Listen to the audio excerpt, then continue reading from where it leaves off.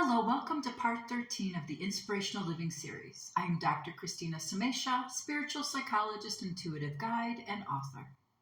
I am so excited to share excerpts from my book, The Journey of Discovering Inner Peace. This book is a comprehensive handbook for self-discovery and emotional healing.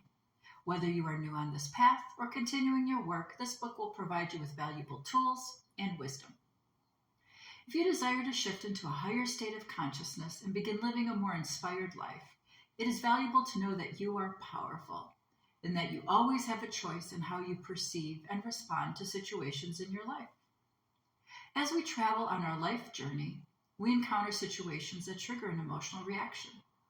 These situations are neither good nor bad in themselves, but is how we appraise these circumstances consciously and subconsciously, and the emotion that it elicits that creates our distress. Although we usually blame our distress on external events, our stress is actually internally created. Once we understand this takes us out of victim consciousness, and we can then feel empowered. Because we don't necessarily have control over all the circumstances in our lives, we do have the ability to change how we think, feel, and respond to them. Nothing has power over you because nothing has the ability to make you think and feel a certain way. You always have a choice. There is a Buddhist saying, pain is inevitable, but suffering is optional. No matter how enlightened we are, we all experience situations that create feelings of sadness, fear, anger, and frustration. But personal growth is about minimizing the suffering. We suffer because instead of accepting our situation and understanding it, we appraise it, consciously and subconsciously, based on our story. Whether we consciously realize it or not, when something triggers an emotional response, such as sadness, for example, after a breakup, we replay our story. We begin to think, I am not lovable, I am all alone, etc., which elicits and compounds the negative emotions. This is where we get into the loop of suffering. Inner peace and empowerment can be found when we start practicing radical acceptance, which means understanding, not attaching to the story, letting go of our suffering, and accepting instead of judging our current circumstance. However, oftentimes our thoughts and feelings appear to happen automatically because much of how we think and feel about our circumstance is actually happening on a subconscious level.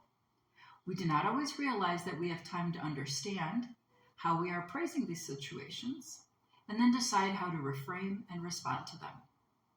With practice, you can learn to stop, pause, and assess before engaging in a response. When you are in a situation that triggers a negative emotion, you have the opportunity to pause, then take a deep breath, and then ask yourself the following questions. Why am I feeling this way? What is the situation triggering in me? How am I viewing this situation and why? How can I look at this in a different way? It is okay and even healthy to feel your feelings. However, it is not necessarily healthy to stay in these negative states. It is helpful to start taking ownership over your thoughts and feelings through self-examination and awareness. Understanding conscious and subconscious dynamics will empower you to begin to understand why you think and feel the way you do. When you become more aware of your emotional life by understanding it and bringing it to conscious awareness, this will start to give you the ability to change your perceptions and reactions and ultimately feel more empowered. You have the opportunity right now to take charge of your life. When something happens and you feel sad, disappointed, hurt, you can choose to believe that you are powerful and understand why you think and feel the way you do, and decide to do something different.